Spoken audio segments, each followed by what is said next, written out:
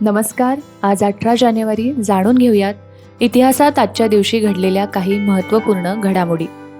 18 जानेवारी 2003 रोजी हिंदीतील सर्वात लोकप्रिय कवी हरिवंशराय बच्चन यांचे मुंबईत निधन झाले.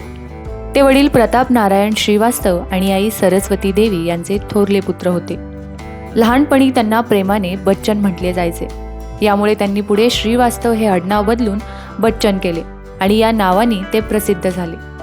जेव्हा हरिवंशराय बच्चन यांचे मधुशाला हे उत्कृष्ट कार्य प्रकाशित झाले तेव्हा वाचकांना वाटले की त्याचे लेखन दारूच्या प्रभावाखाली असावे, परंतु वास्तवात हरिवंशराय बच्चन यांनी आयुष्यभर कधीही दारूला हात लावला नव्हता. हिंदी चित्रपट सृष्टीचे शहेनशाह अमिताभ बच्चन हे त्यांचे सुपुत्र आहेत.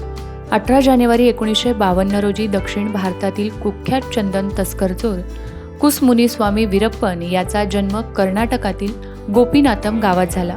कोट्यवधी रुपयांच्या चंदनाची तस्करी करणाऱ्या वीरप्पनने 150हून अधिक लोकांची हत्या केली होती. यातील निम्म्याहून अधिक पोलीस होते. त्याला पकडण्यासाठी सरकारने 5 कोटी रुपयांचे बक्षीस ठेवले होते, तर त्याला शोधण्यासाठी अंदाजे 100 कोटी रुपये खर्च करण्यात आल्याचे सांगण्यात आले होते.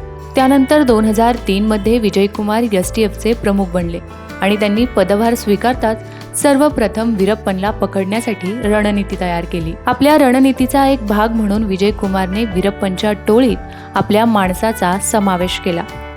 एका वर्षांनंतर 18 ऑक्टोबर 2004 रोजी शेवटी वीरप्पन आणि त्याचे 4 सहकारी यांना यमसदनी पाठवायला या स्पेशल फोर्सला 45 मिनिटांचा ॲम्ब्युलन्स प्रवास करावा लागला. वीरप्पनने केवळ माणसांचीच नव्हे तर शेकडो हत्तींचीही हत्या केली होती. अगदी लहानपणापासूनच त्याने जंगलात हत्तींना मारायला आणि त्यांची दात विकायला सुरुवात केली. हळूहळू त्याने या कामात प्रगती करत स्वतःची टोळी तयार केली. त्यानंतर वीरप्पन आणि त्याच्या साथीदारांनी मिळून जंगलातून हत्तीचे दात आणि चंदनाची तस्करी सुरू केली. एकेकाळी वीरप्पनच्या नावाने सिनेतारकांनाही भीती वाटू लागली होती. 2000 साली साऊथचा प्रसिद्ध हिरो राजकुमार याचेही वीरप्पनने अपहरण केले होते. 18 जानेवारी 1896 रोजी प्रथमच क्ष किरण मशीन अर्थात एक्स-रे मशीन लोकांसमोर आणण्यात आलं होतं. क्ष किरणांचा शोध जर्मन भौतिकशास्त्रज्ञ विल्हेम रॉन्टजेन यांनी 8 नोव्हेंबर 1895 रोजी लावला होता. तर हे होते आजचे दिनविशेष. तुम्हाला देखील आजच्या दिवसाविषयी काही खास माहिती असल्यास आम्हाला कमेंट करून नक्की सांगा आणि पाहत रहा वृत्त मराठी.